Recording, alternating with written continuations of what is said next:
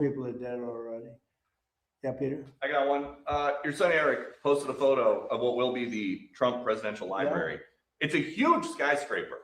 Is that all a library? What else is going in there? Well, it's a library. It's a museum, a library. It's a presidential, but I wouldn't start it till I'm out of office. I don't believe in building libraries or museums. It's really like the Barack Hussein Obama one in Chicago. In not a good location, and it's a very unattractive building that's seriously late and seriously over budget. I think you're going to see a great one here, and it'll go up on time, on budget, best location in Miami. They say it's the best block in Miami, and the state worked with us. Will people live in the floors? No, it's going to be most likely a hotel. You know, this concept could be office, but it's most likely going to be a hotel with a beautiful building underneath and a 747 Air Force One in the lobby, which is going to be a trick. And the Supreme Court tomorrow is going to hear arguments about your executive order trying to get rid of birthright citizenship. And I'm going. You're going to go to the Supreme Court tomorrow. So. I do. And just sit there and listen. Because I have listened to this argument for so long, and this is not about Chinese billionaires or billionaires from other countries who all of a sudden have 75 children or 59 children in one case, or 10 children becoming American citizens. This was about slaves. And if you take a look, slaves, we're talking about slaves from the Civil War. And if you take a look at when it was filed, all of this legislation, all of this, everything having to do with birthright citizenship, it was at the end of the Civil War. The reason was it had to do with the babies of slaves and the protection of the babies of slaves. It didn't have to do with the protection of multi-millionaires and billionaires wanting to have their children get an American citizenship. It is the craziest thing I've ever seen. It's been so badly handled by legal people over the years.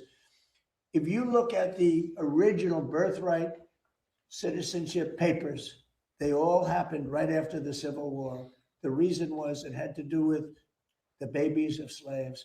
And hopefully it's going to say, because our country is being scammed.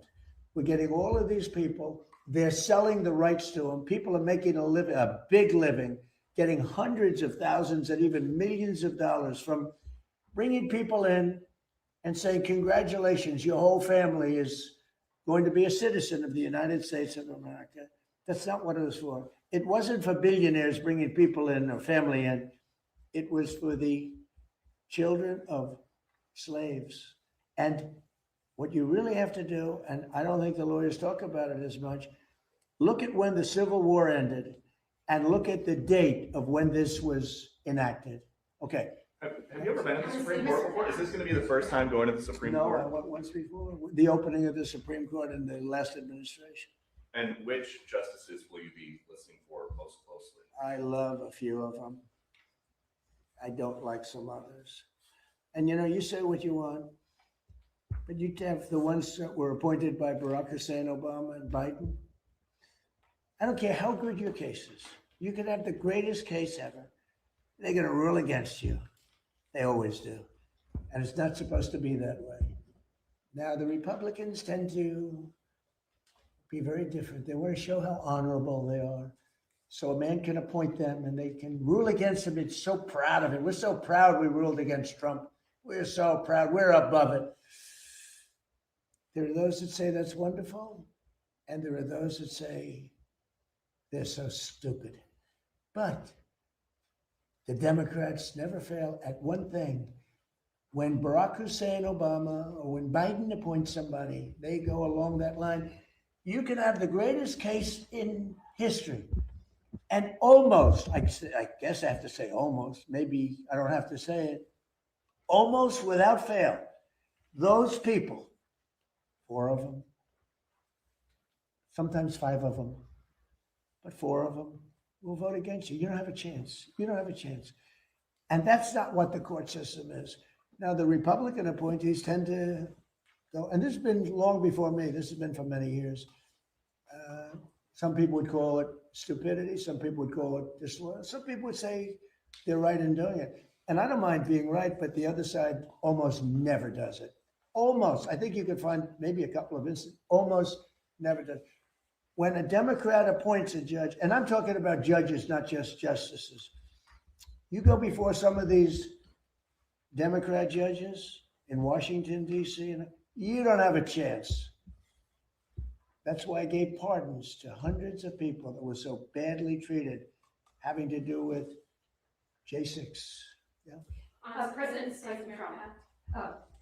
Next. Oh, do you have a question? Yeah. Let's go. I didn't see you over there. Sorry. You've been so nice. Here we go. Now she's gonna hit me with a bad one. Go ahead. I'm a Save America Act, Mr. President. Do you still think it's gonna pass? Were you I don't know. signing It's the craziest thing. The Democrats are totally against it. Again, they're unified. I think maybe you would have Fetterman, who I have a lot of respect for, but the Democrats are unified against it. And you need Democrat votes. Unless you do something smart called the filibuster, terminate the filibuster, which they should do. Republicans should do that, but there are a couple of Republicans that maybe they're not so smart because the Democrats will do it on the first day in office, maybe the first hour. It's a question, will it be the first hour or the first day?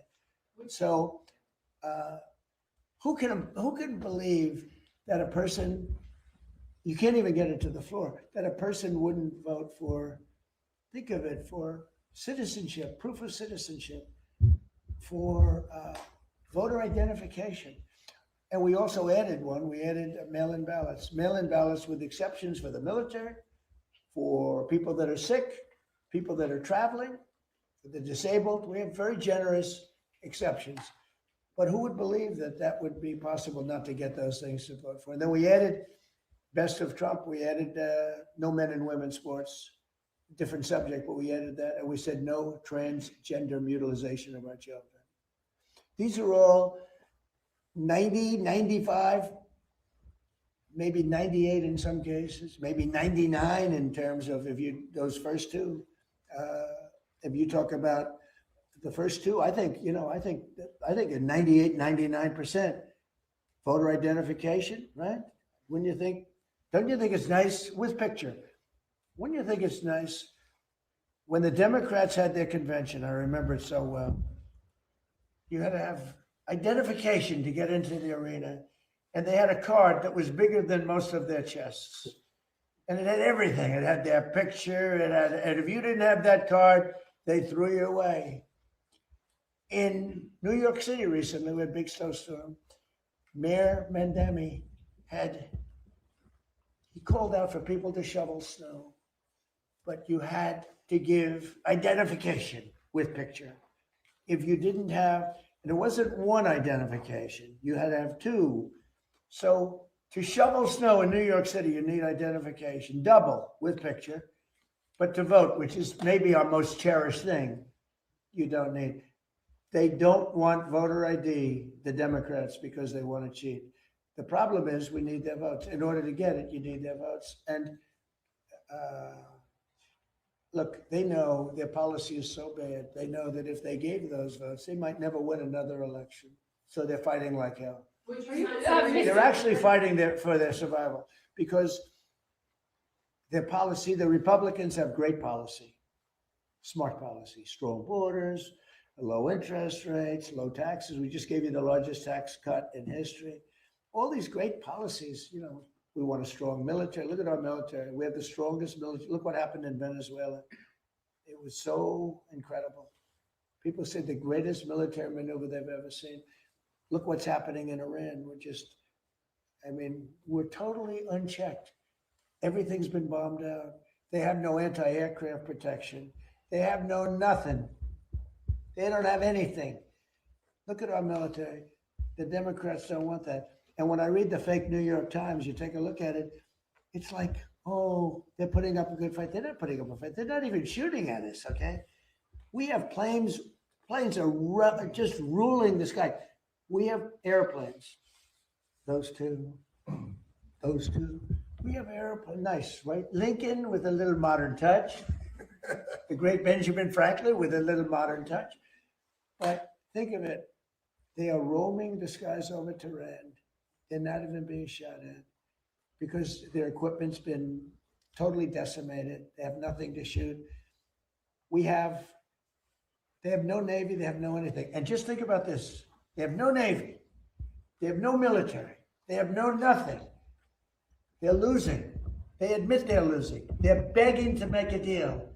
And if you read the fake New York Times, a corrupt newspaper, where I'm suing them and I think I should do very well, but you would almost think, who's winning? It's so fraudulent. But just to finish up with the New York Times, if you read the New York Times prior to my election victory, including the first one and the second one too, I won 3 times. I won 3 times convincingly.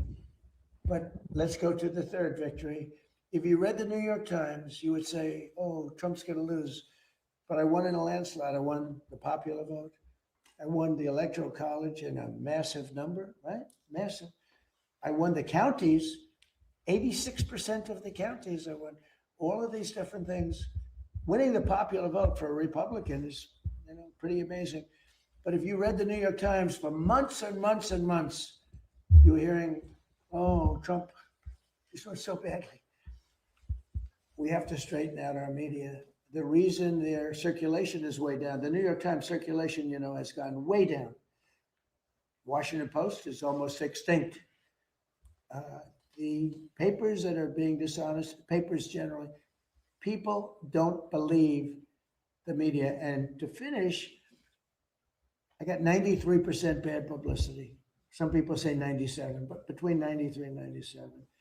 A person that gets 97% of bad stories, maybe Caroline's doing a poor job. I don't know. She's my representative. You're doing a terrible job. Should we keep her? I think we'll keep her. But I get 93 to 97% bad press, fake press, all fake. I won in a landslide. When you get 93 to 97 bad stories, bad press, and you win in a landslide, you know what that says? People don't believe the press. And when people don't believe the press, that's a very bad thing for our country. And when you look at, let's say, the New York Times or the Washington Post, the stories are so fake. Wall Street Journal, too, a lot of bad stories. I don't know what happened to them, but they're bad. Their circulation went way down. Wall Street Journal, I don't know if you saw the numbers that came out yesterday. New York Times, way down. Wall Street Journal, way down. Washington Post, #1, way down. Because people don't believe them anymore. And until they get, it's not the paper, it's not the bid, it's that they have no credibility anymore, which is a very sad thing for our country. Thank you very much, everybody. Thank you, Brad. Thank you, everyone.